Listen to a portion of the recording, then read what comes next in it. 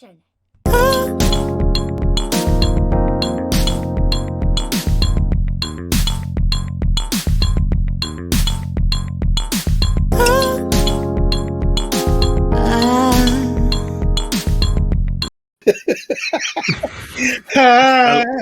what I like. I love that part. Yo. Give me in my bag for the show, bro. Shout out to my cousin David. Yeah, shout out David. That joint was hard. I like the outro too. The outro cooks. But yo, what it is, everybody. Before we get started, go ahead and throw your koofies on. You know, we got Logic back in the building, coming out of retirement. But before we get into that, this is your boy Pseudonym Slim coming in, ready to have a great pod. What's going on, gentlemen? Man, I'm good, man. We got my man Corny J in the building, the Super Jason coming out here today. I already know we did some pre-chef and pre-production, and I didn't already disagree with half the shit Nipton said, so we about to get it on today. We can't get along, so we have to get it on. So I mean, it's gonna be a good show today. Yeah, man, we got them loaded up with Knob Creek shots, so you know what I mean. It's time to get a roll. Your neighborhood alcoholic, neighborhood gym. I'm back to being a gym rat. I don't like them gym sharks. They look a little fruity and shit in there. Man. With their new school clothes and shit. I'm back to being a gym rat. You know what I mean? Old school shit. Yeah, old school. That pig iron. There you go. Yeah, pig iron and shit. That rusty shit. Go start spitting on the walls and shit. You know what I mean? Damn, gotta get your backs up. Oh man. I guess you don't go to Planet Fitness with that shit. Hell no. They kicked me out. I ain't never tell you how they try to kick me out of Planet Fitness. That's why I know they try to kick you out. Oh, you got the alarm, the lunk alarm? Well, yeah, all that grunting, spitting on the wall, shit. Damn. They said, ring the alarm. We've been doing this too long. But hey, yo, man, go ahead, clock out. Man, I was on they kicked me on the treadmill one time, talking about, oh, you can't be in here with a scully on. Yeah, bro, it was Planet Fitness is wild, dog. I cannot stand. Then they was coming in one time, they giving out pizza and shit. The fuck is this? Coming in the evening, they give out pizza. You come in the morning, they giving out donuts and shit. And motherfucker gonna tell me, oh yeah, it don't really matter what you eat right after you work out because shut the fuck up. Tell me that dumbass shit. You eat some goddamn pizza after you work out. Look, man, look. If you get skinny, you're not going to go back to Planet Fitness. So they got to keep a certain amount of fat on you so you keep coming back to the gym. See, that's what they're trying to do. It's all up here, brother. It's all up here. You got to realize the real lies. Yeah, makes sense when you don't think about it, right? Right. Shit. Where's Dr. Umar? What you do? Right. Folks, go ahead. Let's jump into it today. Starting with our top threes, one of our new segments. And this week, our top threes is going to be our top three Kanye West songs. So I'm going to go ahead and kick it off. My top three Kanye West songs is one, Jesus Walks. I feel like that kind of really blew him out of the water as far as popularity when he was on the scene. You know, you got the video. I remember Kyla Pratt vividly. She had a little pink skirt on. Middle school vibes. Okay, I could dig that's it. Your favorite of all time Kanye West song? Not my favorite. It's the top three though. Oh, okay. So that's your number three? Yeah. I would probably say that's number three. Number we know two, Nip ain't got a list. Hold on, let's go to Nip's three to my three. We'll just circle around. Gotcha. Go Nip, ahead. Your number three. Number three. Man, this shit was hard, player. I'm gonna go in no order. Man, I'm gonna go Crack Music is number three. Yeah, took mine. I like that. Yeah, I'm gonna go Crack Music is number three. Which that's the one. Track Music on with Game, ain't it? Yeah, Game is on the hook. Game on it. Yeah, Game is on the hook. Yeah. I don't think he got a verse on there. No verses. Nah.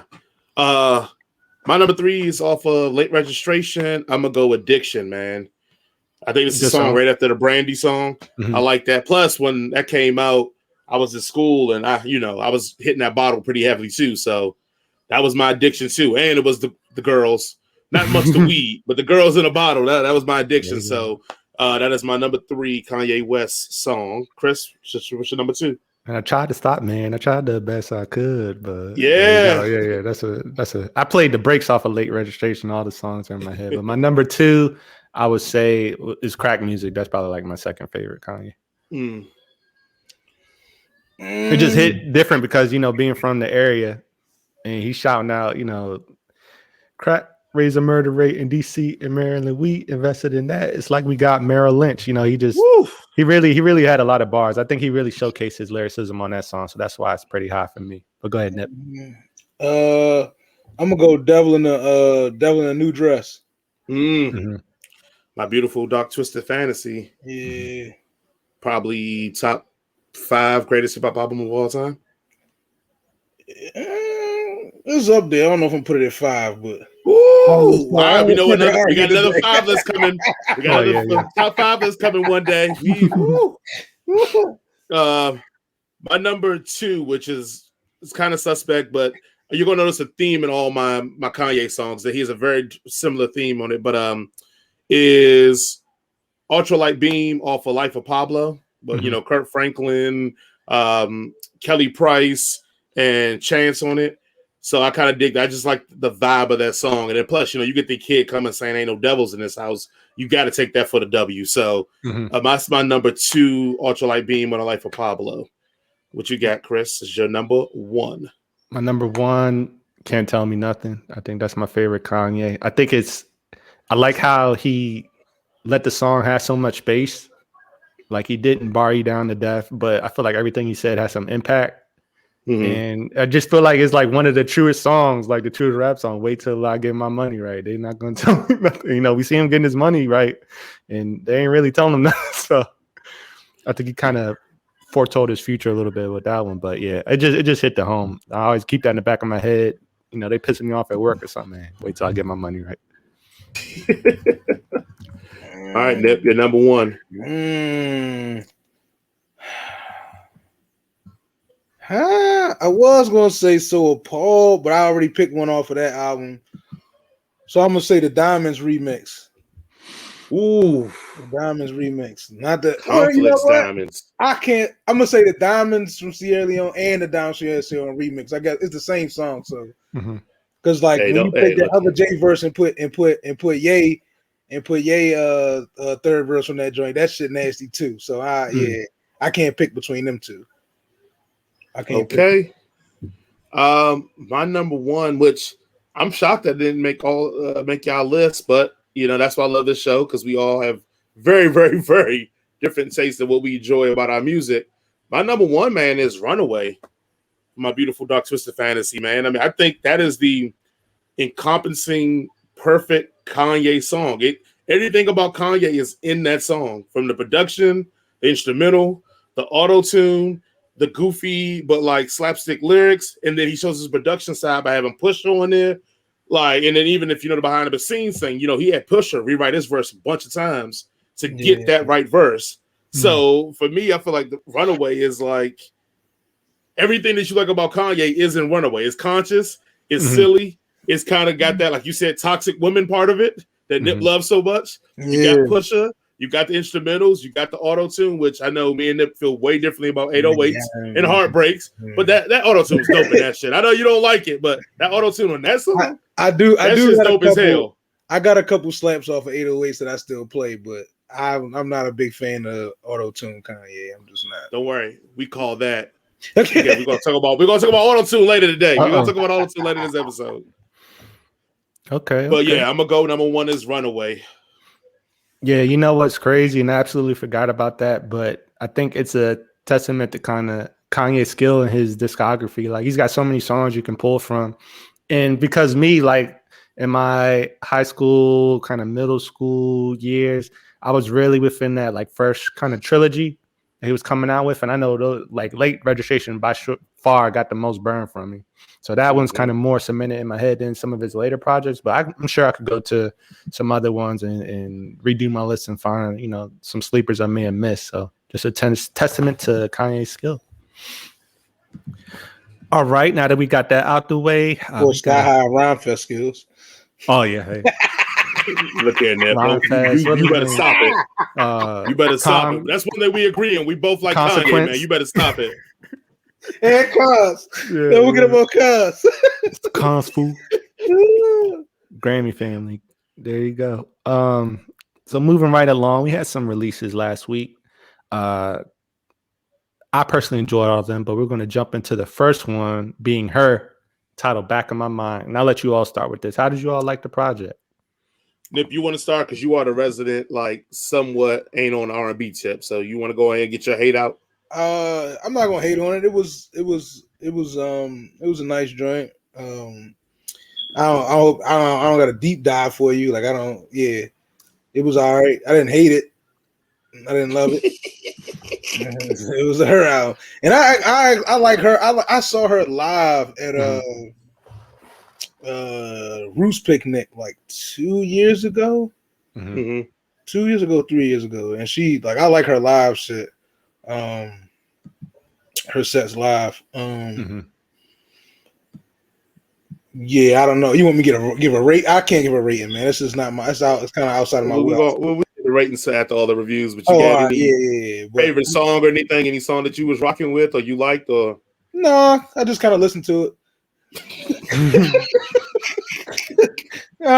I'll let y'all get into that. I just kind of had it on at work. That's it. All right. Well, I didn't hate it enough to cut it off.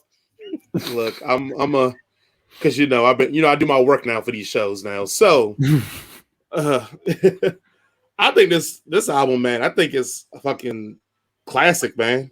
I have a few beefs with it, but my beefs aren't with the music. We get the features on there. I mean, and I feel like, and I know this is kind of weird to say, but I feel like the features were catered right to me because you got Corday on there, who's just a beast lyrically. Can't wait for him to drop his next album. Y'all know how I love Ty Dolla $ign. I know how I fucks with Chris Brown. Y'all know I fucks with Brian Tiller. So she had all the hits on there. I do recently have been rocking with YG lately. I've been late to the YG party, but I'm glad I'm here because I think YG can go as well.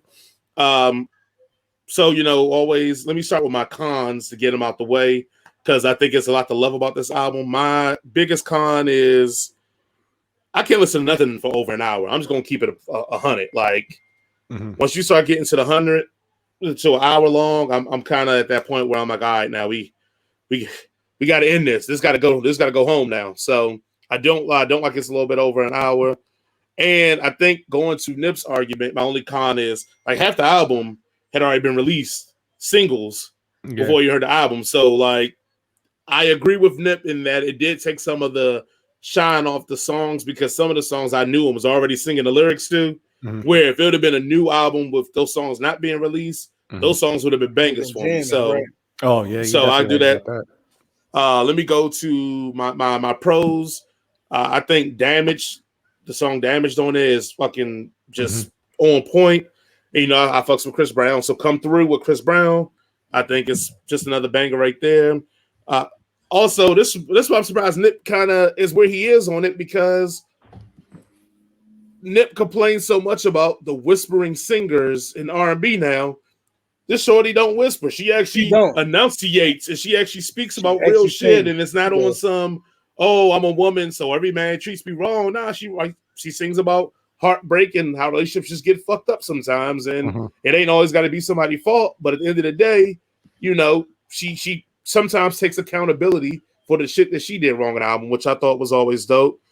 And I think the biggest thing why I think it's a fucking classic and a masterpiece is that I probably have not heard an R&B album recently that can slip between traditional R&B, some soul, to trap R&B. It just gave me a little bit of everything in here. So, and even had some club songs on it. I think Slide, which had already been out, I can think is a good club song if we, if he's still doing that and going to the clubs and that.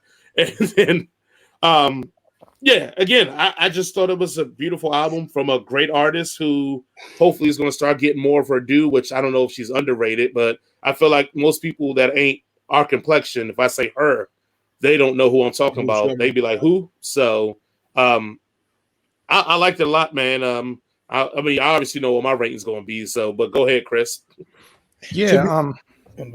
Oh, no problem. Yeah, I like the album a lot. I wasn't the biggest H.E.R fan going in. I would hear her singles here and there, but I don't think I listened to one of her. I'm not gonna say projects. Let's call it amalgamation of singles that she had released previously. But I like her music okay, but I would say after listening to this album back in my mind, I'm definitely a fan. I I thought it was a great project. I wouldn't necessarily call it a classic for me, but there were no real skips on it for me. One thing I do wish though, and I'll kind of get into this as I get into my favorite tracks. I wish she kind of included a little bit more of her own instrumentation. Like, we always hear talks about, how she's so skilled with some of these different instruments and everything. And on the title track, We Made It, that second half, she's all riffing on a guitar. And I loved it. Like, that was cool. I love when people, showcase their skill. I wish she had did a little bit more on the album. It probably would have rated a little bit higher for me. But some of my favorite tracks on the project, I have to say, was the title track, We Made It, Back in My Mind, Trauma, Bloody Waters, which I think had Thundercat on it, if I'm not mistaken. That was a great one. Really got into her bag that one. I love the instrumentation on that song. And then, of course, Damage, like Jay said, that's an awesome song, too. But yeah, she definitely converted me with this project. I'm looking forward to more projects from her. And looking forward to seeing her kind of showcase, not only her vocal skill, but also her musical skill with the different instruments. But yeah, I liked it a lot. All right. You think she go ahead, Nip. Go ahead. I was about to piggyback on what he was saying. Do you think that she would really get that much burn if she was like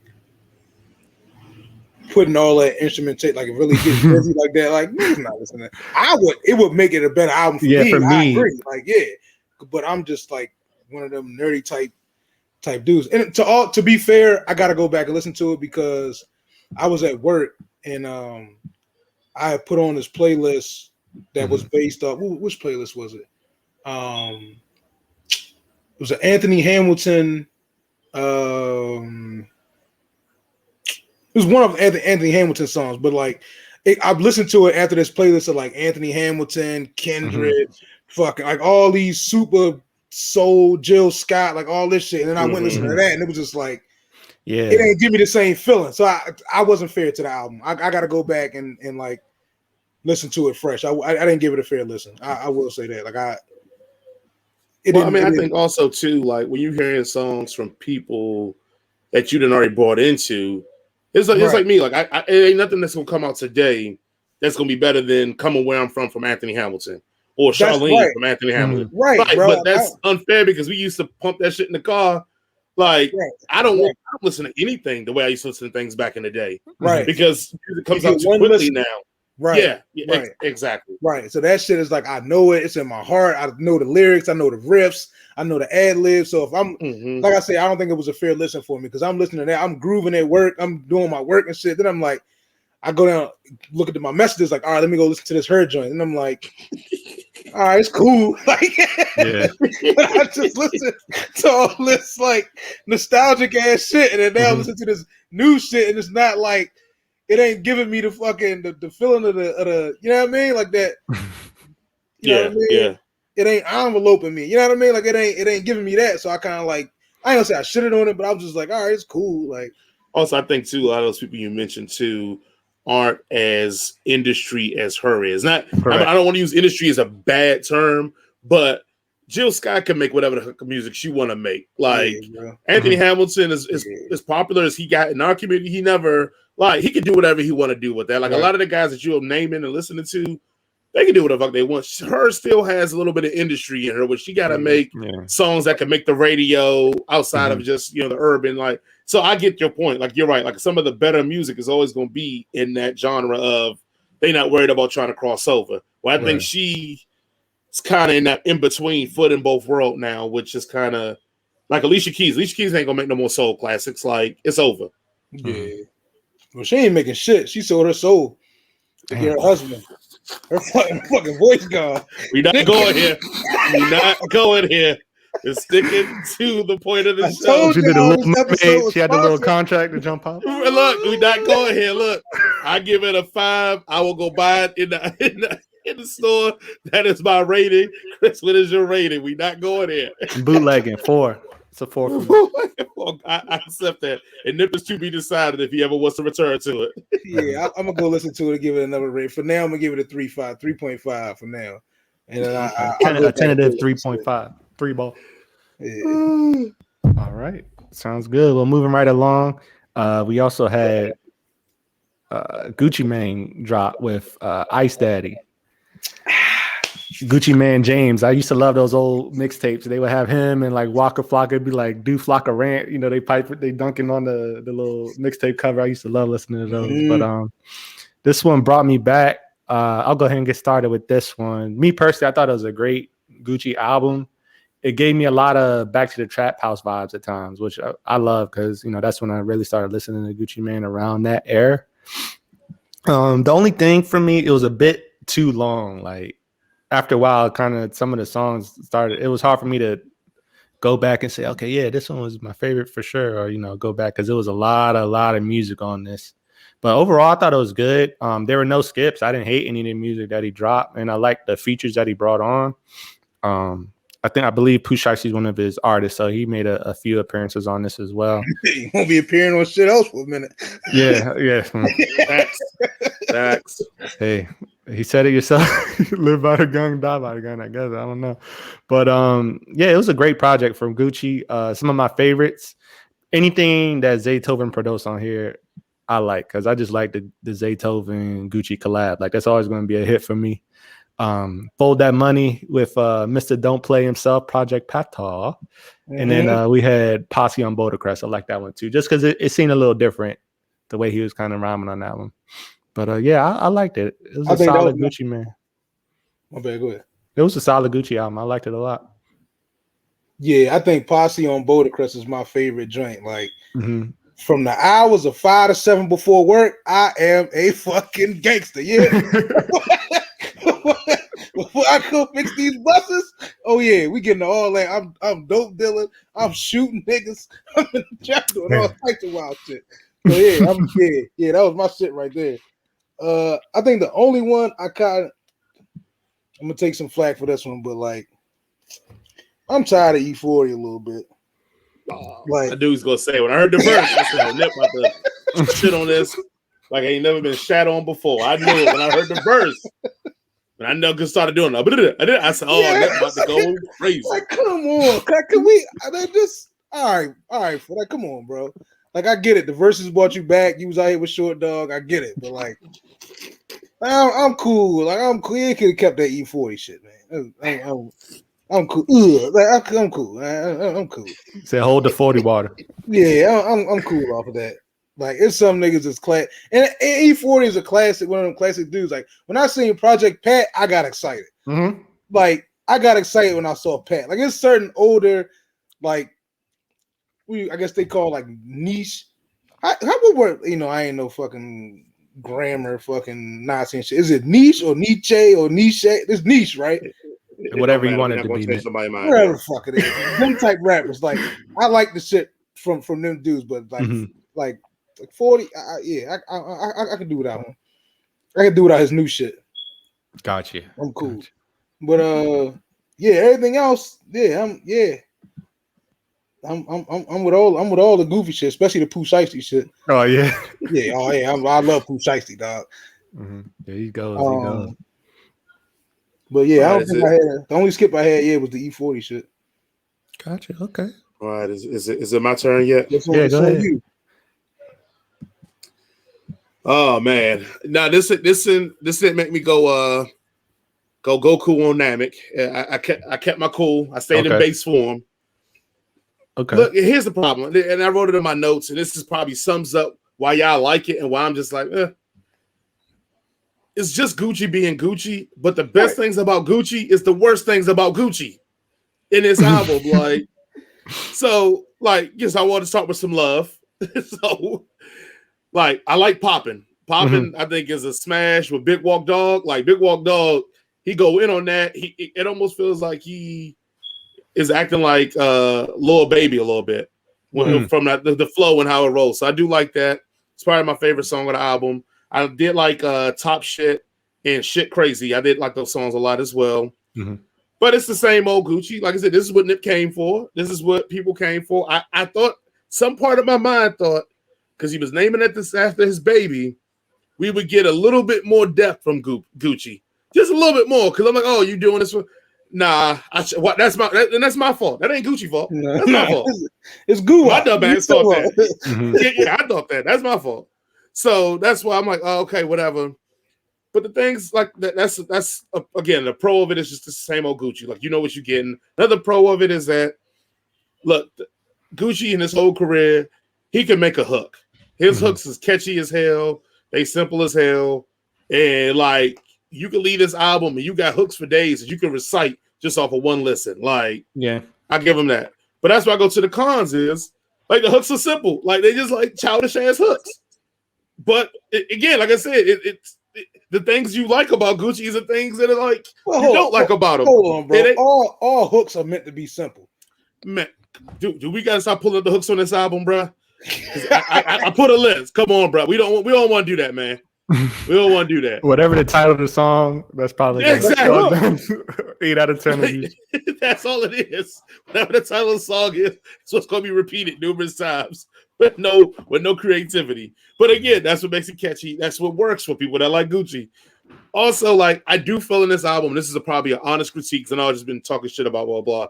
And y'all should have known I wasn't gonna fuck with Gucci album no matter what he did. But I feel like Gucci Mane lyrics on this is lazy as shit. Compared to his other albums, he's lazy, real lyrically. I almost feel like that's why so many features on this album. Because Gucci was like, man, I got so much going on. Man, I ain't got it. Let's get all my homeboys to come up and make this album hot. Because at least Gucci, like, for all the shit I want to say about the albums, Gucci's always been clever as fuck lyrically. I may not like all subject matters, but I've always liked the fact that he's always been creative and how we get down. I don't remember too many Gucci verses on here. I remember a lot of features verses on here. Like, I thought 2 Chainz went in there and did his thing. Like, I can name a bunch of features and how they got down. Pooh Shiesty, all of them. I feel like Gucci was either he was trying to set the table for him or he was phoning it in. Either or, I don't know. I know. Let's go with positively and say he was setting the table for him. Let's go with that. But I just feel like he didn't come with no right hooks with this one, man. He just kind of left it on the table, man. So that. I know we're about to go into ratings, so I guess I'll just go ahead and jump right into it. For me, man, if my girl put it on, I'll listen, man. It ain't for me though. So everybody that's listening to this review, this ain't for me. So that's why I'm ranking it so low, because I have never revisited a Gucci album my whole life, so let alone this one.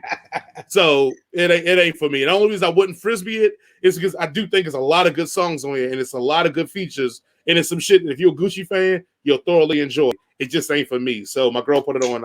I will listen. All right. What about you, Nip? I give it a 3.5. Like, it's goo-wop. Like, I don't go into a Gucci joint expecting like bars. Like, I got what I came here for. Yeah, the 3.5. I smoked a nigga a couple years ago. I got if you want it, I got it. I got it on me. I got what I came for. You can go 3.5, solid 3.5. Yeah, I'm right there with you. Solid 3.5 for me. I don't go into Gucci projects expecting any, I'm not gonna say substance, but it's not gonna be a lot to chew on, really, for me. I'm just looking at trying to see, okay, what's the club hits, which ones is really gonna take off on the radio, and which ones got that kind of like dark comedic aspect of it, because Gucci, like, he'll say some lines like back in the day, he's like, damn, he said that. That's what I'm pointing. That's my point. Yeah. It ain't none of that on this album. That's true. It's none of that on this album. Like, you've summed up my point. What I'm saying, like, it ain't none of that on this album. Exactly. Gucci don't got no like creative ass, goofy, funny ass like shit on this album. It's just like I said. It's like he phoned it in. I would have gave it a 3 or 3.5 if that shit would have been on there that he normally does. But but I just love Gucci, and plus y'all don't want y'all afraid Gucci to come and put that thing to y'all. I'm out here in Loganville. He ain't gonna travel out here in Whitesville, so I'm good. When you gonna show up in that red Phantom? What street you live on? Posse on Blank Street. He ain't gonna see me. It's too many white folks up and here. this gonna be the old Gucci gonna have that red bandana. I used to roll up around the corner, right on Blank Street, packing his bags. Big belly off the syrup, goo-wop. Yeah, big belly off the syrup, throwing balls out cars. Exactly. Oh my goodness. Before he worked it out in jail, yeah, for sure. He ain't coming up here. It's too many white folks. That's snitch. Yeah, the ice cream cone might show up for a few minutes. You never know. All right. Dang. But moving right along, we also listened to HARAM by Goldlink, a local artist from me. I'll kick it off with actually no. Let's toss it to Nip first for I'm gonna Goldlink. Let us know how you thought. I gave her joint. Like I think this might have been a little bit where I didn't get through the whole joint. I listened to it. I just kind of skipped through the second half of the album and shit. Like I'm just like, all right. Like I ain't gonna lie to you. It's like, all right, I had enough. I don't have a favorite track. I don't have a track that I skipped. I don't have a rating. It's just something I had on while I was at work. And there you go. How'd you like it, Jay? I mean, it's so hard to follow that such a inclusive and diverse and descriptive review you just gave there. But I'm gonna try my best. So I didn't expect that of Goldlink. Let me change it. I thought I was gonna get because I've only heard one of the single from Goldlink before. It's a single he did, I think, with Backyard or UCB, one of the go-go bands in DC that I was familiar with. So I was expecting like dude to come in on some like straight up like Southern kind of like Gucci ratchet kind of hip hop shit. So I was pleasantly surprised like that it was like a weird ass album. Like he played with a bunch of instrumentals and tones and like sonics, and I'm using all these creative buzzwords to just say that he just kind of threw a bunch of shit at the wall and saw what stick. I admire the attempt, and even I think I texted in the thread line after listening to 3-4 songs. I'm like, oh, this shit kind of knocked because it was different. It was something I hadn't heard before in this genre, especially with my expectations being it was going to be some regular ratchet stuff that we usually listen to. So to see Homeboy kind of do some different things with the sound and playing with the instrumentals, playing with his voice, and even his features, because I thought some of his features, maybe it was like some tuning on their voices. They actually sound like the voices that you hear on the album. So I wonder if that's an interesting choice that he did himself, where he wanted people who could flow but had a different vocal tone with their flow. So I thought that was pretty cool. Again, like I said, this is a part of hip hop, and it's one of those. It's that part of hip hop that we don't want to talk about a lot because it usually doesn't work out well. And listening to this album shows why we don't talk about it and go this far in this part of hip hop that often, because it usually doesn't work out well. That's where I get to my cons. After about the fourth track, the fifth track, it doesn't feel like it's creative anymore. It feels like it's almost a gimmick to me. It felt like it wasn't genuine. Like I'm trying to make this, weird, cool ass album that's compact. It almost felt like it was, I'm just being weird for the sake of being weird. And like we talked about the other show sequencing. It didn't feel like it had any sequencing to it. It just felt like he just made one-off singles that were weird and just threw them on the album and was like, yeah, this shit dope. So what brings me to the point that if he would have pulled a H.E.R. and dropped a ton of singles like this, I probably would have rocked with it. Because I would have kept hearing these weird singles fly around all over the town. But listening to them back to back like that, it just didn't do it for me. The biggest con I got it, but my exact words on it goes, feels like weird and strange for the sake of it not being. It feels like it's weird and strange for just the sake of being weird and strange, not weird and strange with the purpose. And my last con on it was you could feel that this was just a wasted opportunity for a potentially really good album if it could have been more focused. So, yeah, take that with a grain of salt. I know we'll do our ratings after Chris goes, but that's where I'm at with mine. Yeah. Oh, did I mention? Oh, let me see. The songs I liked was Thump Chronicles Volume 1, and I did like Wild and Lethal Trash because I just like the name of that song, as well as the song is pretty good. Those were the two songs I liked the most off the album. Dope. Yeah, I enjoyed it. I'm a Goldlink fan. He's a local artist here. He had a huge smash called Crew with Shy Glizzy and Brent Faiyaz. I think that's probably one of Brent Faiyaz's first big looks on that Crew song. It's probably a couple years old at this point. But I remember listening to Goldlink's previous project and liking it. So I kind of knew a little bit of what to expect going in. I enjoyed the project, but I will have to echo some of your sentiments, Jay. The sequencing was way off. It feels like there's almost 3 albums, really. Because you got the weird eclectic rap up front. Then you got the Zara H&M music smash right in the middle. Then you got a grime album towards the end. So in like a weird kind of like R&B introspective, record sprinkled in towards that latter half of the album too. So it just felt a little bit off. It was kind of all over the place, which may have been his motive. I mean, who knows?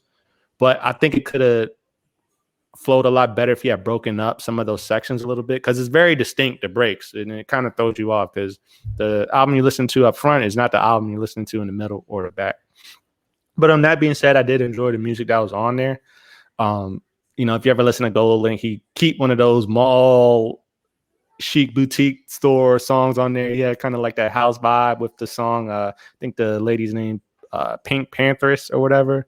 Gave me major H&M vibes. I like the song he had with, I want to say, Flo Milli. That was a good one on there. I enjoyed that song. And then there were some other ones. Let's see, I got the list here. Extra Clip, Girl Pacino, Raindrops, 202. And I like Twin, but that was mainly for Rich the Kid. I don't think Goldlink stood out on that track too much. But overall, I enjoyed it. I'm not going to say I hated it. I think it could have been better if maybe he did a little bit more editing, a little bit better sequencing. But overall, I thought it was a solid project, especially coming from Goldlink. Okay. All right, so let's move into our scores. Nip, I guess you're going to abstain. Yeah, y'all can have it. All right, Jay, what do you think? Nip, if you want to frisbee it, just say you want to frisbee it. No, y'all got to try to be politically correct. Yeah, frisbee that shit. I'm cool. I won't go back and listen to that shit. I'm cool. Yo, every time we frisbee something, we gotta insert that yeet clip where that dude throwing that CD. Like, we gotta find that joint and put it in. Go ahead, Jay. What's your score? I'm gonna do it if my girl puts it on. I would listen. Again, like I said, the only reason I give it that high is because for people who will go and maybe venture off to listen to it, you will be impressed by the first couple of tracks because it feels so much different. But then once you get down like the song number 7, you're gonna be like, all right, man. He need to shut up with this goofy shit and get to some real like lyricism. Almost do something. Just do something. Like so. But yeah, my girl put it on. Yeah, I'm right there with you. If my girl put it on, I listen intently just because I'm a Goldlink fan. So probably like around a 3.5. But I'm right there with you. Kind of felt lackluster in parts. You had some upfront brilliance and then just tailors off towards the end. I enjoyed the grime stuff too, but that's another kind of knock against it. Like, I feel like there was almost too much grime. So it's hard to really give any of the singular artists any shine on there because you had so much towards the later end of the album. But overall, I liked it. Like I said, my girl had it on. I listened. Good 3.5. All right. So we got the major albums out of the way. We also had some singles drop last week. Starting off, we had Don Toliver and Kali Uchis, Drugs and Hella Melodies. How'd you gentlemen feel about this one? Oh yeah. Now we speaking my language. That toxic shit. Oh yeah.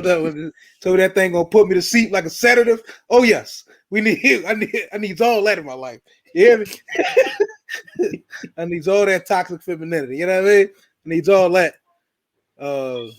Yeah, I don't know if there's a rating for that shit, but yeah, I'm definitely on that joint. On it. I'm on that one. Keep coming with that shit, Don Toliver, man, and showing these motherfuckers what it is out here to do real trap R&B and real R&B in this game. So that's my fix on that, man. I could dig it. Yeah, I'm right there with y'all. I like the song a lot. Wasn't too familiar with Don Toliver, Kali Uchis, Drugs and Hella Melody. All right. For sure. I think his last album was Heaven or Hell. I think Heaven or Hell was the last album. That was a dope album last year. Yeah, that was a dope album. Mm-hmm. Ain't too much shit better than Drugs and Melodies though. Hey, factuals. I can confirm nor deny. Try to get me hemmed up. Oh, damn. All right, moving on. We had Wale and Chris Brown with Angles. Nip, I know you had some choice words for this one. Tell us how you feel. Say it with your chest, bro. Oh my God. I don't want to say no negative shit about Wale, man. He'll find you. He's one of my favorite rappers, man. Like especially in that class. I think he's at the top of his class that came out. Like he don't get as much burn as the rest of them cats, but this shit right here, this ain't it.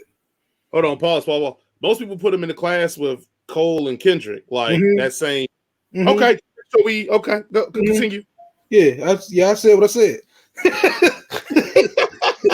Yeah, that's about like cousins don't get to burn like them. I think lyrically he's a nasty motherfucker when it comes to this rap and shit. But this shit right here, they could have kept this shit. Like they could have kept it. I don't get the sample, the basic line, all that shit. They could have held on to it. Like I don't want this. Okay. Who's the original song to this shit? I need a girl to ride. Yeah, they could have kept the original song and they could have kept this bullshit. Damn. Double whammy right there. Yeah, damn, double homicide. They can keep all that shit. In that case, if I'm jumping right into it, man, I feel as always, I feel the reverse of them in the sense of like that song "I Need a Girl" is a cheat code, bro. Like when that shit came on, I was like, oh, okay. It made me pay attention because I wasn't expecting that from it. But like you said, I mean, Wale's just dope, and we know Chris Brown is dope. I'm with you, and I expected more for that kind of combo. From what we got for that kind of combo, I do think it's kind of weak. But when I say that, don't get it twisted. That's because I had higher expectations. I think the song still does what it's supposed to do. It's fucking crossover, play at the party kind of song. Like it does what it's supposed to do, man. Like, and I know Wale's in search of that quote unquote hit that's going to elevate him. Because like you said, Nep, man, I feel like I'm supposed to say the show's going to be friction. I'm with you. I think he's the best in that class too. He's the best. I think he washes J. Cole by far. Hell I think yeah. I think the only competition with him and Kendrick. And I think he does better. He has better versatility in how he rhymes than Kendrick because he can do shit like this that Kendrick can't do and get a which if Kendrick did this would have been way worse than now Wale and Chris Brown did it. And I think he does conscious just as good as Kendrick, but also I think he does storytelling way better than Kendrick. That's a fact. So I am right there with you lyrically. The problem with Wale is it's going to be fucked up to say because I love Wale and I don't feel this way, but I've even put on like Facebook why people don't fuck with Wale. The problem with people don't fuck with Wale is how Drake we know is corny and J. Cole is corny. Wale feels like really, really corny for a lot of people. He feels like he's an asshole and he has that Kanye asshole about him, but he's corny as Drake. That combination don't work well together. You either got to be a complete asshole, but you're so talented people can't deny it, or you just really corny, so people don't respect you lyrically, but you're way better than what people respect. You can't be an asshole and be corny. And I feel like that's why people don't fucks with him because if you go like you'll do it today, Nip, one of y'all challenge y'all, put on there and be like, man, why y'all don't fuck with Wale? Man, it's jokers come out of woodwork. It's jokers that will jump off a building and tell you, oh, Wale suck. Like, motherfuckers go crazy when you like, hey, man, Wale got this new single. That shit not. This new album not. And the first thing you get is almost like, man, Wale suck. That motherfucker's terrible. Like, what? I'm like, how do you? I don't know what it is, I don't know but what the fuck they listening to, bro. This didn't help him out because all the Wale haters is going to jump on this and they're going to shred it apart. The Wale people like me and you, Nip, and I think Chris, we going to respect, like, hey, like, we know he does a lot better work than this. This just ain't it. But nah, like, it's going to get ripped apart. But again, I did enjoy it. But after I realized, oh, this is it, then I was like, all right, fuck it. But it should have been better. It could have been better. Yeah, I agree wholeheartedly there. It could have been better. I still enjoyed the record. You know, you got Chris Brown. Why waste such talent on some like this? Sound just so phoned in to me. And I get it. You know, they're probably trying to make like a laid back, cool track. You know, out and about or whatever. But I feel like they could have came harder. Either been maybe a little bit more edgy or just went somewhere different musically. Especially if you know using a Chris Brown feature, you want to make sure you get your money's worth. But I get it. Mm-hmm. You know, you swing for the fence. Sometimes you hit, sometimes you don't. And this is coming from a Wale fan too. That being said, I'm interested in his project coming out. I know he just had a post, I think on Twitter or Instagram or something, announcing Florida 2. Yeah, so I'm looking forward to that. That'll be cool. But hold on, you do realize that post was a response to motherfuckers clapping at him, like just like most of his other posts. Did that? I hope it put the fire in his ass to not make no bullshit like this. First of all, let's just talk. The first song stunk. the original to the I Need a Girl. What was this shit? Loon? What this shit, Loon? Oh my internationally known on the microphone. Why are we remaking Loon songs? That's a whole nother argument.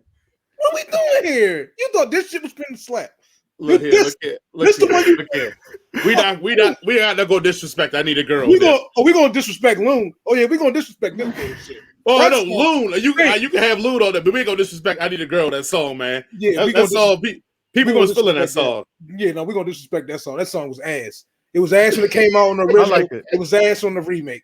But we not gonna that song was good, man. All right. What's the verse? Spit the verse from I Need a Girl. One verse. Did he have a verse on this shit? Yeah, I'm internationally known on the microphone. I got something, but I really need a wife at home. I don't really like to roam. Never leave a something below. Like, yeah. It's got a few girls I would like to bone. Tiffany and Nancy is not what my plans be. Hold on. Are we listening to Diddy songs for lyricism? Because if that's the bar now, we listen to Diddy songs for the groove, man. And that shit had a groove, man. It was a groove. I agree with Jay now. If I was at the club and listening to that shit, I was going to the bar to get a drink. Well, I'm going to the bar to get a drink anyway, but I want to say, like, you ain't like that, but a turn. Like, you just point at the bartender. Look. Right there, wait. Before you even get over there. Hey, look here, man. We're not gonna disrespect Diddy and them. Like, we gonna get the fans a little bit. Let them decide at home. Here we go. Where's that? Here we go. Yo, I'm internationally known on the microphone. Yo, Nip, come on, Nip. I really need a wife at home. Get him, Nip. Come on, Nip. Never spend the night alone. I got a few. Come on, Nip. What you talking about? Chicks that romance me, don't tickle my fancy. Come on, Nip. I see you now. Hey, look here, Nip. I see you the foot tapping over there. Stop it. The foot is not foot tapping. The foot is not tapping. You know, I saw your foot tapping, bro. No, sir. That shit stinks. Yeah, I think it runs into that issue too. Like, everybody's so pressed to find an old song to flip. Like, just come up with a new song. Like, I'm tired of hearing all this stuff. It's annoying. I like the flips, but that shit, that's not a song that you go to. Like, what possessed you? Like, what the what? Look, I like what you say. You really thought this shit finna slap? We need to put on the shirt. Like, you really thought that shit? Like, you really thought this shit was a slap? Like, you really to remake it? I'm telling you that you not giving enough credit to how many motherfuckers fucked with I Need a Girl, bro. Like, I don't think you were. Like I said on my thing, my review, I thought that was a cheat code because motherfuckers fucked with that song, bro. That's what they was looking for too. That cheat code. All right, and moving along, the final single for review, Goblin himself, Tyler the Creator, came out with Lumberjack. Here we go. Go ahead. Start it off, Nip. It sounds like you got some admiration for the song here. Oh, yeah. If this is the precursor to what this album is going to be, with Tyler rapping again, oh, yes, sir. Oh, yes, sir. We definitely with it. They were classic hip-hop beat, classic, this nigga bars. He got busy on this shit. He got busy on this joint. Yeah, I agree. I can't wait to hear the project. I hope this is with the album. And don't get me wrong, I like the last joint he had, the Igor. Igor is my shit, but if he about to start rapping again, I need this. As long as he don't get on this whole fucking buff niggas in the gym shit, like, I'm cool. Like, as long as he don't get on that. As long as you don't get on that, I'm cool with it. Yeah, I was gonna say it's very progressive of you, Nip, because I was just about to ask you about that. But you know, I like the little gay song he had on Igor. The who's the joint? The I don't know, something. He was talking something about his boyfriend on that joint. He's probably talking about Jaden or something, but like, just rap, cuz you ain't got to do all that other wild shit. Am I next, or you going, Chris? I'll go. Yeah, I like this song a lot. Like you said, classic hip hop beat. Tyler's really rapping on it. I really hope a lot more of this is on the album. I like his last album too, but it's good when you have some of the artists like Tyler too who'll experiment. He'll jump into different lanes and give you different projects. So I feel like now he's circling back into that, real rap bag. So I'm looking forward to it. I enjoyed the single. I definitely will revisit it. I don't know if I could say the same so much for other two outside of the Don Toliver song. I like that one, but I won't be listening to the Wale one. But this one, I'll definitely go back and give it another listen. Yeah. Call me Lumberjack because I wish a nigga would. You know what I'm saying? Wish a nigga would sound crazy. Yeah, that ain't much for me to add on this one, man. I fucks with Tyler, the Creator. And when Tyler really gets in his bag, I'm going to go and dare I say he's in the top 3 in the game when it comes to just overall making a song and music.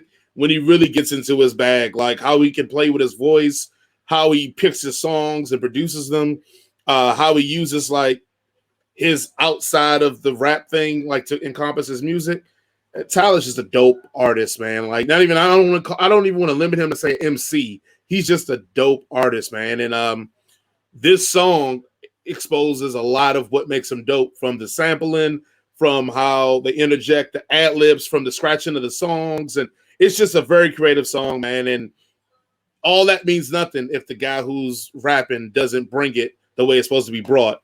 And look, there's nothing more I can say more than what y'all done already said, man. If this, I'm with Nip. If this is what Tyler's gonna give us for the next outing, yeah, I'm for sure here for it. So that's what's up. My bad. I had to look the name of the song. Boy is a Gun. That's the song off the Igor joint that I was I was banging with. But yeah. Yeah, I'm right. If the album was like this, yeah. Gotcha. So it sounds like we got two good tracks and one stinker out of the bunch. So yeah. Hopefully they come out with some more heat on Wale's album, because I love Wale. I hope he has a great one. But put that bullshit on the album. Yeah, y'all better relax. All right, now we're gonna go kick it over to Jay for music news and culture. Yes, music news. So I don't have much today. I know Chris wanted to make a comment about this seems like the Smurfs are out of their grove and back out into the streets, because looks like Tory Lanez has been popping up in places, and I think a new song with him and the baby came out, and he seems like almost to the point that it makes you feel like you can shoot abroad and not go to jail and nothing happened to you, or the shooting was fake. I know we don't get into gossip, but what do you guys think, Phil? Are we supporting Tory Lanez? Are we getting him the fuck out of here? What are your thoughts on Tory Lanez, Chris? Yeah, I think it's just weird. Like the whole thing is just completely weird. You'd think if you shot like a megastar in the foot, there'd be some sort of repercussions. So one, that just calls into question for me the whole situation. So I'm like, well, I don't know what to believe. Do we cancel him? Do we not cancel him? How are we supposed to feel about him? I mean, I enjoyed Tory's music, but I never was a huge Tory Lanez fan. So, I mean, either way, I really don't care. But it's just very, very weird. This is taking over all the headlines at one moment. Then everything is kind of silent. And then you see the dude in music videos, real super vocal. I know me, if I had some kind of charges pending or whatever was going on, I'd be quiet as a mouse. So it's just real interesting.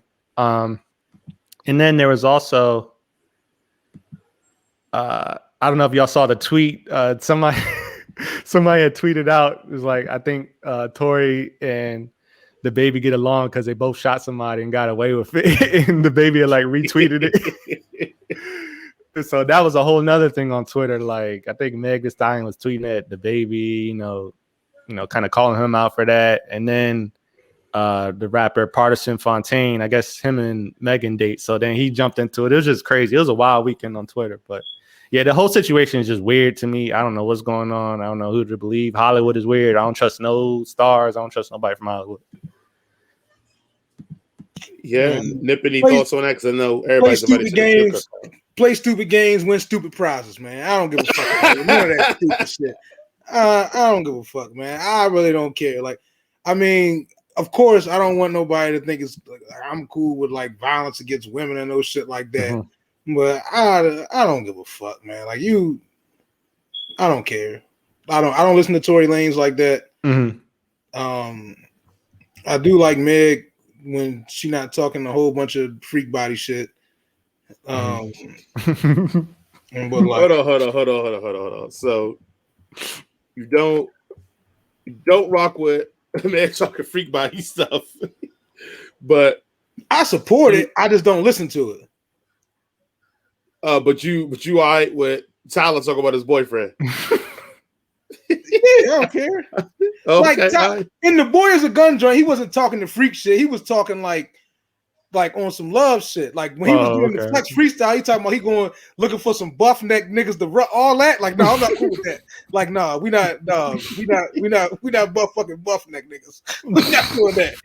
Like, but a love song is a love song and shit. Like, I'm cool with that. But all that, yeah. Okay, I get you. I think that's a false equivalence. But no, I'm just wanting to fuck with you. I know. Right. Yeah, nah.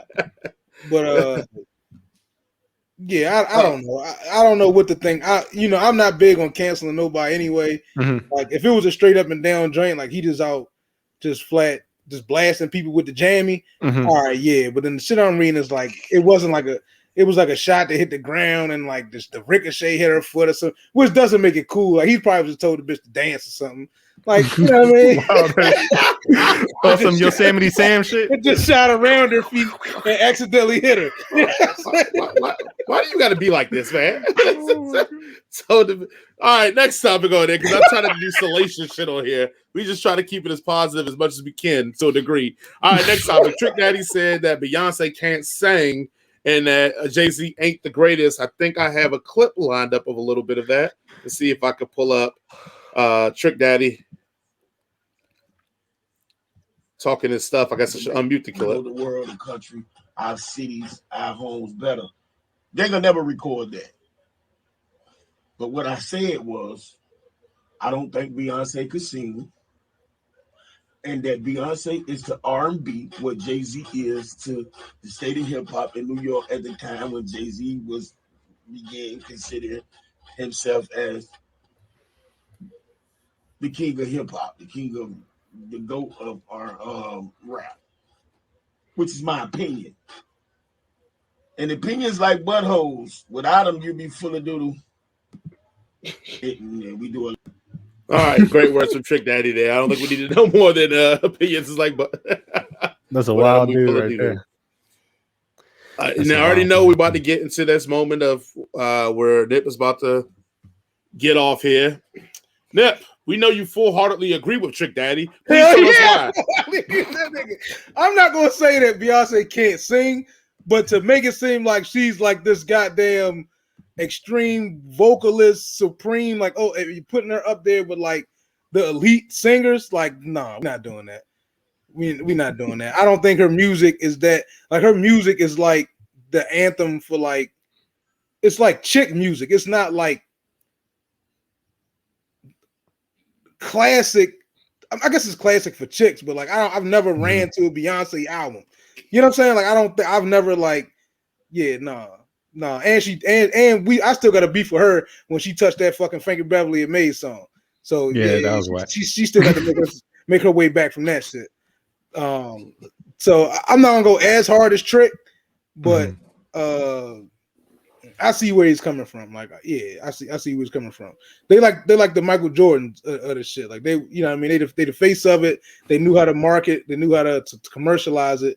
But as far like you could find people that would definitely better at doing it. All right. Big Daddy Kane is interviewing people for his Netflix show called Paragraphs I Manifest. We do not have an exact date of when it's going to be released. I think it's going to be dope because anything with Big Daddy Kane is usually going to be the hype shit. But some of the people that he has interviewed for this is Jay-Z, Eminem, Common, KRS-One. So, I mean, just right there, that list alone, there was a few others on there too. That list alone just shows you this, depending what the concept is, this is going to be the truth. Chris, you excited about this? Oh, yeah. I'm hoping he gets one with Rakim too. That would be dope. Seeing the two legends get together. But yeah, I always like when you see the elites of the elite kind of just on some man-to-man stuff, just talk about kind of their experiences or life, or this sounds like it's going to be more geared towards rap, maybe even how they go about rapping. So I enjoy getting into their minds to see, okay, what were you thinking when you wrote this? Or what's your process? How do you come up with the stuff you come up with? Because all the individuals you name are definitely masters of the craft. I'm interested to see the KRS-One interview too, because he usually be saying some crazy stuff. So I'll be looking forward to that. But I'm definitely excited about the series. I'm definitely going to give it a watch. All right. And then as we round up the last news I have, this is the thing that Nip was the most excited about when we were talking about it. So I'm glad we're able to feature this on the show. The Weeknd has made some history. The Weeknd song Blinding Lights, which is 8 times platinum, is the first song to ever spend 80 consecutive weeks on the Hot 100 charts. Nip, for a song that you never really knew about or cared about until this moment, what do you say to that? I'm cool. I didn't even hear the song until today. I don't know what that shit is. I don't know what it's about. I don't listen to the Weeknd like that either. I mean, I like when he's talking about cocaine, but that's about all I got for you. So you wish that the I Can't Feel My Face was number one then? I don't wish any of them. I don't care. Like I don't like whatever. Like I like that song better personally, but I think this song is ass cheeks. You just heard it. 30-second skip. All right. We're not doing I think it's ass. That 30-second clip. I think it's ass. Doing this. I'm not going there with you no more, bro. Chris, any thoughts on this? No, big ups to the Weeknd. He definitely got a huge push with that Super Bowl, so I'm sure that had something to do with it. But shout out to him. I'm not the hugest Weeknd fan, but I do like his singles when they drop them. So props to Weeknd. I'm right there with you. Just shout out to him, props to him. And that black man doing his thing. Yeah, I definitely support that. But 100%. All right, that is all I have for music news. Awesome. Checking out the agenda. So our culture discussion for today is Kanye West, the greatest rapper of all time. I know this one's going to get a little bit heated, so go ahead, get your drinks, folks, get your popcorn. About to have King Kong versus Godzilla. The discussion. I'll let not Nip that hard start. of a discussion. No, it's not. You can't have ghostwriters and be considered the greatest rapper of all time. It's just bottom line. What we talking about here? You find an ass in the refrigerator, guilty. Is that easy? Open and shut. All right.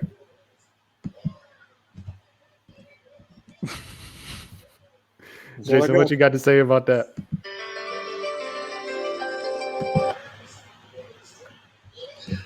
Sorry, my bad. My computer started acting real crazy there for a second, like always. Oh, no problem. Look, so when I say rapper, man, I'm looking in that echelon of like an artist. I'm looking at an artist, like I'm not looking at it as a lyrical MC or anything like that, or a hip hop artist. I'm looking at it just as purely as a rapper, which means he's a musician in that regard right there. I think Kanye's ability to make music, produce music, make rhymes that are interesting, intricate, and actually have a purpose are some of the, I think he's in the top echelon when it comes to that. I mean, we all talk about the first 3 albums, but what makes the first 3 albums so great is Kanye's ability to literally take his life experience and relate his life experience to all of us. And as an artist and all that comes through, but let alone as a rapper. So, I mean, Chris talked about one of his favorite songs being Jesus Walks. They said if I rap about God, I wouldn't get played. All that stuff. So Kanye is in my greatest rapper list of all time. If you even take his first 3 albums, I think if you tried to take that against any rapper, I don't think any rapper has a better first 3 albums than Kanye West ever. And so right there, that should put him in the running right there. Then I know we have different opinions about 808 and Heartbreaks, but let's not forget that I know other people had done it. But when that had happened, Kanye pretty much revolutionized the game in that regard. I know T-Pain was doing it. I know Andre had dabbled in it. But when 808s and Heartbreaks came out, one, it was such a personal album, but for the fact that the whole game shifted musically and sonically from that moment. So that's his influence as well. And then I know we're going to talk about it one day about top 5 albums, rap albums of all time. My Beautiful Dark Twisted Fantasy, in my opinion, I think it's probably the best hip hop album of all time. I know that's hard. It's coming out. I love Doggy Style. I love Chronic. I love a lot of albums. I think if you want to go from just lyrics, music, the ability of like the cohesiveness of the album, I don't think it's any hip hop album better than that. Hell, I don't think it's pretty much most music albums in this era that are better than that. Period. So I'm not going to go as far as Chris Rock and say I think it's better than Thriller because I would have to really do that hard. What's up? What just said? Tell her to hide the cocaine because your ass is clearly high. You high. Name 3 better albums than that you really on things that I said that are better than that album. 3 musically, Doggy Style ain't better than that. Doggy Style is definitely better than Dark and Twisted Fantasy. Not musically. No, not musically. Lyrically, it is, but musically, no. Not better than that album musically. Storytelling from beginning to end, the cohesiveness of that album. Doggy Style is nowhere near that because Doggy Style is a bunch of dope ass songs. You're talking about stories. Life at the Death is better than that. That shit is all stories. All stories. No. I mean, I'm talking about as the album tells the story. Like each song in the album goes to a greater purpose of the like I don't think it's any album that does it better than that. Like the album literally starts off in fairy tale land where it's beautiful and gets darker and twisted into the end of it being a real boy in the fantasy. Like it's no other album that I know that literally the title describes what the album really is about, and the songs go into a sequence. When we talk about sequencing, that follows the theme of the album like that. That's purposeful. That is. If you're talking about that, the only other album I would say that gets busy like that is probably the Childish Gambino joint. Which one? The last one? The joint with the blue, the bone, the skulls. Red Bone. What was the name of that album? I can't think about but yeah, Red Bone's the single on there. I know what you're talking about. Yeah, that I would put that one over that one. But if you including all of that, what's it called? Awaken My Love. That's what it's called. Yeah. If you including all of that, then I would agree. If you're going off of that, but actually like rap albums, no, I can't put it up there as top 5. No, I can't do that. And that's one of my favorite. It's personally one of my favorite albums. It's my favorite Kanye. I think it's hands down Kanye's best album. Right. So even then, we'll go to that we can go Kanye on that for sales. We can go again. I could sit here and say that Kanye probably has 6.5 classics, which I think you really can't do with almost any other MC. Hold on. Maybe Jay is debatable, but other than that, no other. And that's my claim for him to be the greatest rappers because I'm looking at the rapper as a performer, not as a lyricist. He got 4 classics. I don't know what other 2.5 you counting. Who for Kanye? Yeah.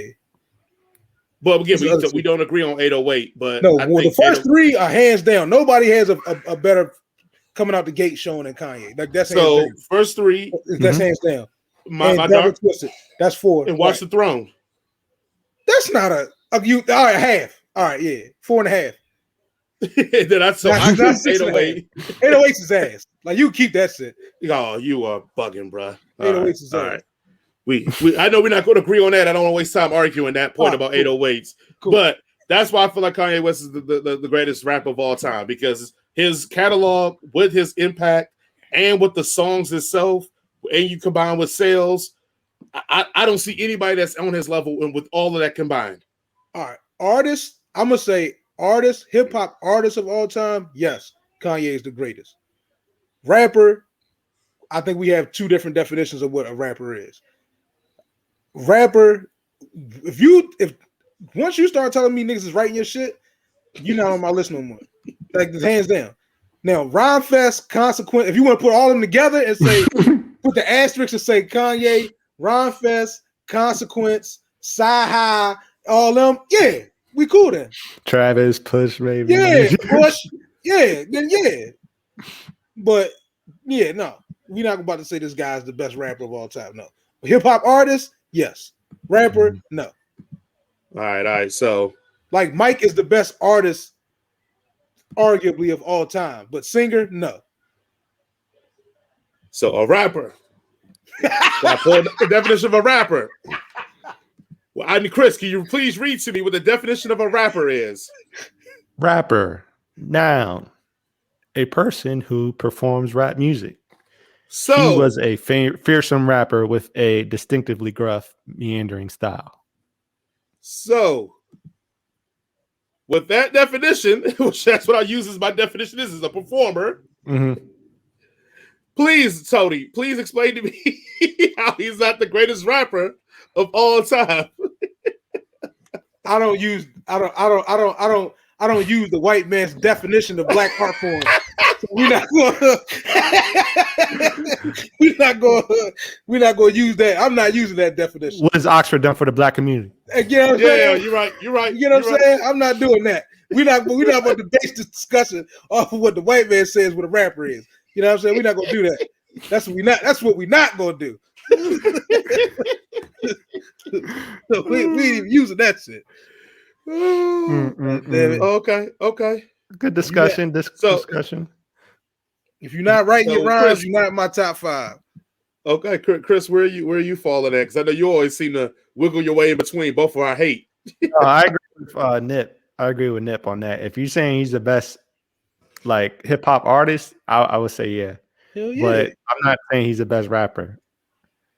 I can't say that because, like you said, you had those allegations. Like, as soon as those allegations pop up, you got to get axed off that list. Same thing with, Drake and some other ones out there too. Like you couldn't put Diddy on that list, so I'm not gonna put Kanye on that list. You know what I mean? Well, Diddy's a rapper. I agree that Diddy's a rapper. Yeah, I'm not saying that he's a rapper. I'm saying he's a hip hop artist. This nigga gotta get off the goddamn drugs. He's high shit right there. And he gonna put Diddy on a rapper list. Diddy is a rapper. I don't know what he performs rap. I'm not listening to I think he had you go on that bridge trying to get them cheesecake, man. Come on. No, look, if y'all want to talk best lyricists, if y'all want to talk best MCs, if y'all want to talk best battle rappers, if y'all want to talk all of that, I'm not going to argue Kanye any day of the week. But we talking rappers. That means people that perform rap. Oh. It ain't nobody better. All right. Yeah, I think we're using that definition for artists. Yes, he's a hip hop artist. Yes, I agree with you.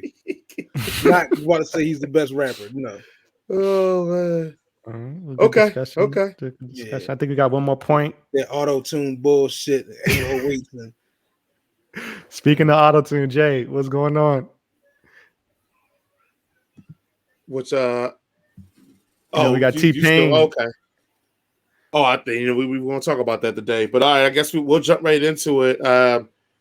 Guess T-Pain was on an interview, and he's been on a lot of interviews talking about people hating on him lately. He just on some interview the other day talking about how Nicki Minaj turned down a feature on one of his songs or some shit. But anyway, he was on talking about that he was with Usher one time, and him and Usher are boys, and Usher had basically made a comment to T-Pain that T-Pain has destroyed or ruined music for R&B singers because now people that cannot sing now could get on quote unquote R&B tracks or sing with auto-tune, and that T-Pain being the father, I guess, whatever, the presumed father of auto-tune has ruined that for regular artists. So, I don't disagree with Usher. So, rule number uno.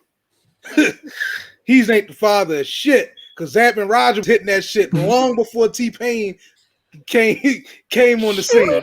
That's rule number uno. You know what I'm saying? That's what we're gonna do first. He ain't the father of shit. See, look at this. You know what? You know why this shit be getting disrespectful? Because Nip be acting like that old ass head that be like, oh, y'all kids don't know nothing about that because back in the day, this dude used to tear it up. Like when people say things to the father stuff, it's usually because they're the ones that popularized it and made it so that the mainstream got attached to it. Not the first. It's just like the NBA. Motherfuckers was dunking for forever. But until Dr. J came in and dunking the way he was dunking, nobody gave a shit about motherfuckers dunking. We're not going to say Dr. J ain't the father of the dunk because he's the one that brought the mainstream to the dunk. Not well, Kareem and Wilt was dunking, and hell, they changed the rules and told Kareem he couldn't dunk no more. Exactly. So technically, Kareem should be the father of the dunk, is. but he ain't. But he's not. Is. He ain't the father of the dunk. Dr. J is because he's the one. You know what? We not. Just go ahead. All right, zapping. No, we're gonna say Zach. We're gonna say Roger Troutman is not the father of the auto tune. I say he's the grandfather. The two hanging out the mouth on the goddamn. Yeah, I understand. I would say he's the forefather and the grandfather of it. Yeah, but the father of it, most people are going to go to T-Pain is what made it so that everybody on the radio that was using auto tune. When your man was doing it, everybody on the radio wasn't using auto tune. After T-Pain got popular and started popping, everybody on the radio all of a sudden got auto tune. I agree with that. Now, if you want to say the originators and you want to pay respect to them all day, but don't be like, nah, he the real father. Like, it's like you got that old dude. You say, yeah, Michael's all right, but he ain't got nothing on Cash Fish Billy. I seen the moonwalk down the street back in 25. Pee Wee, Pee-wee on the playwright, yeah. If he ain't get caught up on them dry, like, yeah, we get it. Yeah, they're right. Mike wasn't the father of the moonwalk. We ain't got to talk about it. I agree. He's the father of it, but he wasn't the originator of it. Man. But just circling back, either way, it was a lot of motherfuckers that came out after T-Pain that could sing their ass off and got some burn and got some shine. I don't think he changed the game to where real vocalists couldn't make a name for themselves and get on. There's a lot of folks that can sing and get busy and I don't know, maybe if I just listen to different shit other than the mainstream. I don't know. To be fair, I don't know what comes on the radio. Mm-hmm. So I guess I can't give a fair assessment of that comment because I don't listen to the radio. But it's definitely a lot of people that come out that can really sing, that really get busy. Because Anthony Hamilton was at the T-Pain. Mm-hmm. Jill Scott was still making shit. Badu was making shit. Goddamn, what's the big girl that got skinny? Jennifer Hudson came after her. Tank was starting to come out there. Tank, Avant. Okay, they was a little bit before him. They was a little bit before, but I don't think he crushed that shit. I think for pop, he made the auto tune popping for popular music. Yes, I will say that, but I don't think he stopped vocalists from getting burned. All right. We not gonna sit here and act like R&B didn't kind of fall off a cliff, like early 2000s. Like R&B had a run where it wasn't like the dopest shit out. Like we're not gonna act like that didn't happen in R&B. We all do we agree on that? Like R&B took a hit for a little bit, right? And then came back. It's probably just coming back now, stronger than ever. But well, no, I guess technically that'd be neo soul then. Because the early 2000s was neo, I guess the R&B. I don't know what to call anything because the neo soul shit was popping from like 2000 and like 2005, 2006. That's when everybody wanted to be like fake woke and like motherfuckers had dreads and was smelling like incense and was playing Badu and was wearing dashikis and all that shit. So I don't know but them motherfuckers were singing. So I don't know what lane. My point is we can make an argument that early 90s hip hop and R&B were probably the powerhouses in the genres of music were growing. Hip hop kept going. I feel like R&B hit a wall in 2002, 03 where it wasn't popping like that. And a lot of that coincides with the use and getting over what auto-tune and all that stuff was doing. The second point I'm going to bring up too about why I kind of agree partially with Usher. We talked about it. Maybe I don't think we have talked about it. I've talked about it with people before.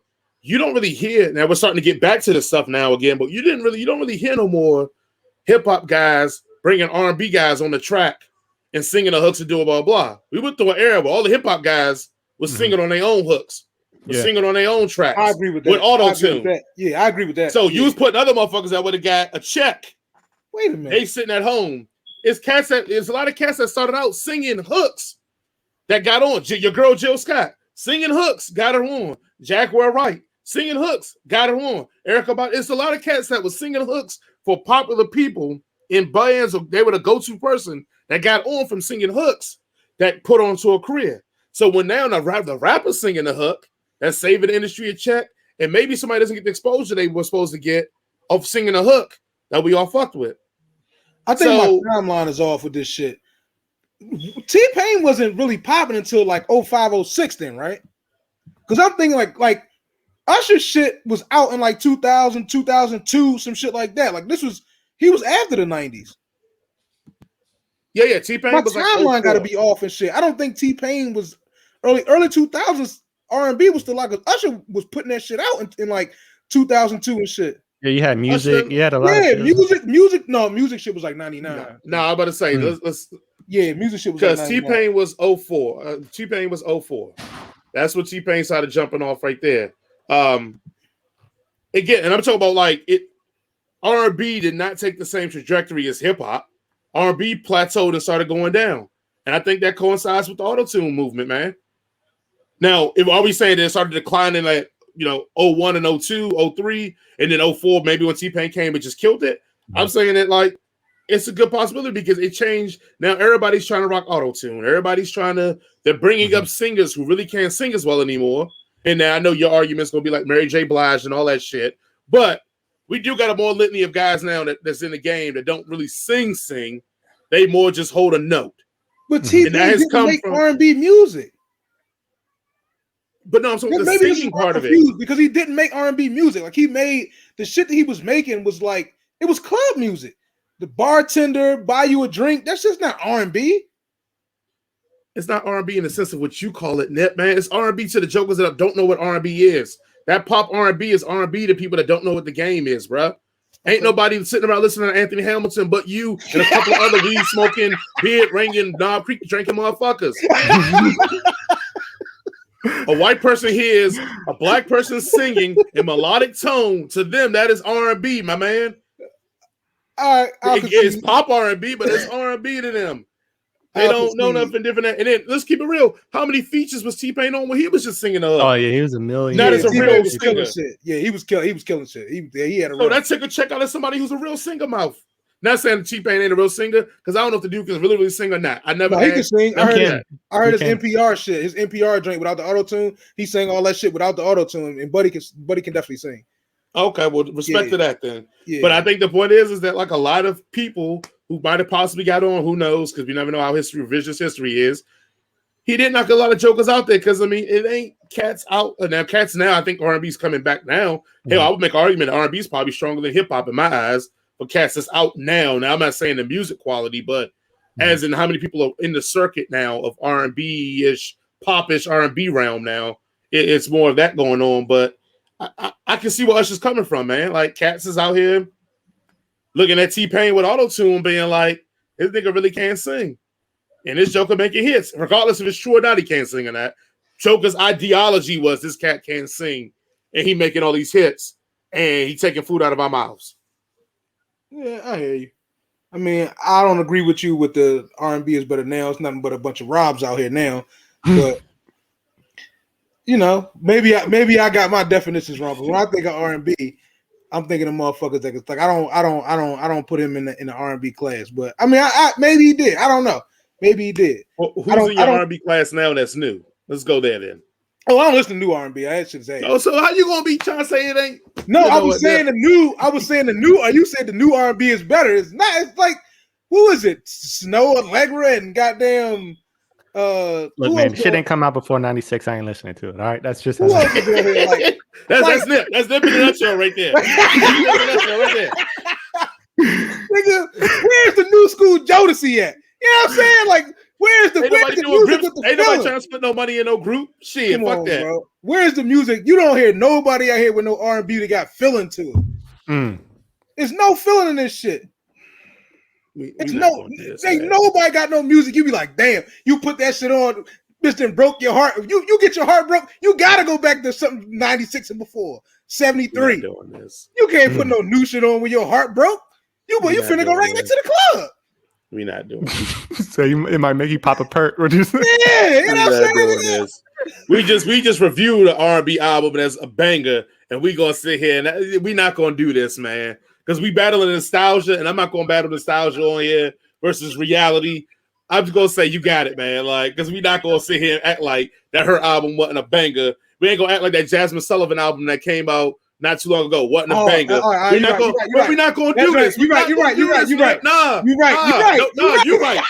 I want you to have it because we're not going to do this, man. We're not going to act like 6 album wasn't a Black album wasn't a banger. Don Toliver album that we just talked about wasn't a banger. We're not going to do this, man, because I see what you're trying to do, and you're not going to bait me in on this. You wanted We're to not be going to go one down way. a list of all these recent dudes that got banging albums that you fucks with but don't know you fuck with because all you talk about is the whispering chicks. That's all you think about. We think of R&B is the whispering chicks, and don't think about all the real jokers that's out here putting in real work. That's out here doing their thing. Well, I'm gonna let you have it, man. They'll be like, all right, you got it, man.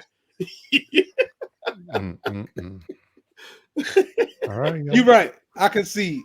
But the Robs would get played more. I mean, that's always. They used to play Vanilla Ice on the radio too. Don't mean that was hip hop. That's a fact. Big facts. That's a fact. Big facts. All right, ladies and gentlemen. It's been a nice, meaty, action-packed episode for y'all today. So I hope you enjoy it. Be sure to like, comment, share, subscribe to us on our different social media. We're on Facebook, YouTube, Spotify. You can find us Anchor. Definitely check us out on Anchor as well. If you just want to get the audio only feed. Be sure to engage in the comments. You know, that we have some bad T-Pain takes where we a little bit too hard on Goldlink and his album. You know, did we miss some lyrical brilliance from Gucci? Let us know in the comments. Tell us how you feel. Other than that, we'll be right back with you next week. Another episode of the Gladiator Cypher podcast, a Head Cannon Circus production. Peace. Yes, sir. Call me Lumberjack because I wish a nigga would. This is a Head Cannon production. Circus production.